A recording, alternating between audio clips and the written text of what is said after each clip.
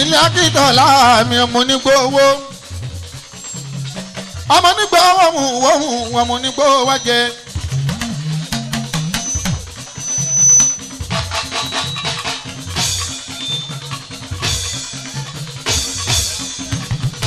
ọmọ arógunmọ́lá mi ò ṣeun o arógunmọ́lá mi balẹ̀ Ìṣàkà arógunmọ́lá o arógunmọ́lá.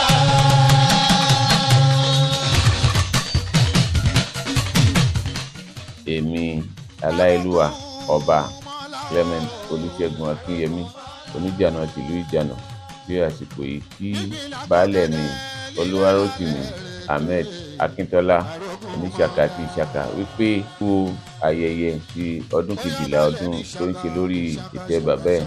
My name is Kayode Taiwo, a retired director at Ogun State Television, Abeokuta, a bona fide ultrasound.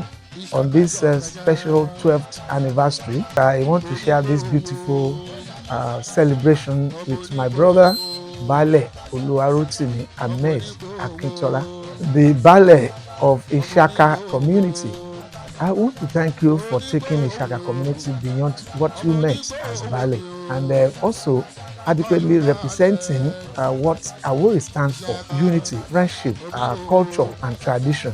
You have also added value to Ishaka community, bringing everybody together in these last 12 years. Èmi Chief Mrs. Abosede Adefunke Adewuyi tí mo jẹ́ yèyé oge ìlú Ìṣàkà. Mo ń kí bàbá wa baálẹ̀ wa olóríire Baálẹ̀ Olúwarótìmí Ahmed Akíntọ́lá pé wọ́n kú ayẹyẹ ọdún 12 tí wọ́n gun ìtẹ́ bàbá wọn.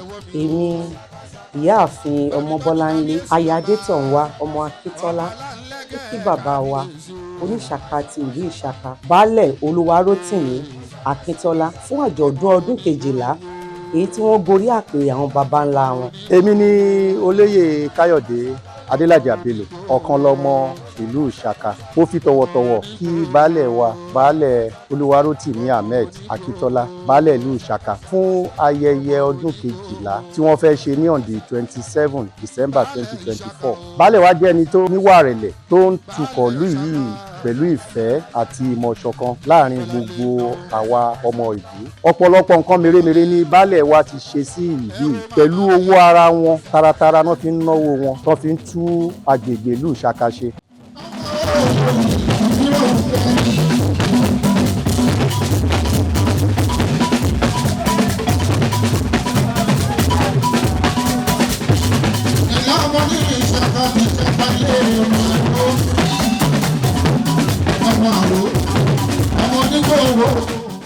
Bàbá mi ọmọ àró ọmọ onígbó owó kéèyàn má yọlẹ ọmọ agbọ̀nà ẹ̀yìn joyè ó gbọ̀nà ẹ̀kùlé wọlé àró ọmọ kẹ̀kẹ́ bó olówó wa kẹ̀ bó olówó wa kẹ̀ ọmọ kú mẹ́ta ńlẹ̀ ọba ayaba kú ọmọ ọba kú ọba tìkẹ́ kú ọmọ ojújo lókùnrin lójú àlejò ọmọ ojú tẹni tí ò wá ọmọ gegere lẹ́yìn ọkùnrin ẹ̀yin lọ́mọ òkú kápá ìnájà arógunmọ́lá bàbá yín kápá ọmọkọ́mọ ṣe bẹ́yìn lọ́mọ òkú ọmọ arómọ́kù ọmọ odi ìjèlí ọmọ adọ́jọ́ fi ilẹ̀ tí ń gbọ̀run lọ bàbá mi òpó mú lérò ọmọ jẹ́ àlè kan ọmọ Oníṣàkà ní Ṣàkàlé. Ní ìwòye ọdún tó ń bọ̀ mo gbà ládùúrà pé kí adé wọ ìlú Ìṣàkà kó lè kó gbogbo àwọn olóyè àti gbogbo ìlú Ìṣàkà kó kó wa jẹ débi tí ẹrù ò ti ní bà wá. Mo tún kí yín o, ẹ kú ayẹyẹ o, a dẹ̀ dúpẹ́ lọ́wọ́ yín fún nǹkan mèremère tẹ́ ń ṣe o, ẹ pẹ́ fún wa o, ẹ dẹ̀ kó wa jẹ pẹ́ o. Mo wá gbàdúrà fún tọkàntọkàn wípé níwòye ọdún tó ń bọ̀ adé ológo ló máa dé lórí ipò yẹn.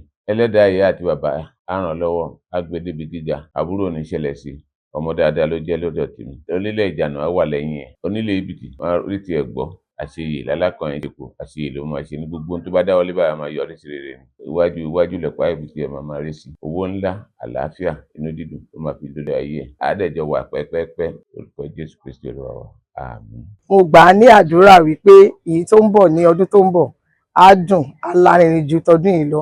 Pípẹ́ lowó ń ṣe nílé arọ́ pẹ́ gbó tọ́ ní agbára Ọlọ́run Elédùmarè jèrè àṣẹ pẹ́ láṣẹ o àmàrí yín bá o adé tá à ń retí adé wa bá wa láìpẹ́ láì jìnà ara rí lè máa fi lò ẹ ṣọ̀pọ̀lọpọ̀ ọdún láyé, àmì àṣẹ Ìdùmarè.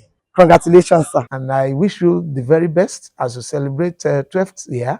And I also pray that you will celebrate many more years. And my special prayer on this occasion is that you are elevated from being Baale of Ishaka to a full-blown Kabisi. I say congratulations, my brother, once more. Ẹ kú ọdún àṣèyí ṣàmọ́dún àṣàmọ́dún ṣẹ̀mí pẹ́pẹ́pẹ́ tí ń pẹ́ o láṣẹ Elédùà. Ìrùkẹ̀rẹ̀ adé abẹ́rẹ́ lọ́wọ́ yín, olórí àṣìṣẹ́ ìgbẹ̀bí láàfin pẹ́pẹ́pẹ́. Ẹ kú oríire. Òkìkí òkìpó kípó kípó oṣù o òkìkí òkìpó oṣù o ariwo ọjọ́ kí ìbọjọ́ Ìṣàkà balẹ̀. Òkìkí òkìpó oṣù o ariwo ọjọ́ kí ìbọjọ́ Ìṣàkà mi balẹ̀. Òkìkí òkìpó.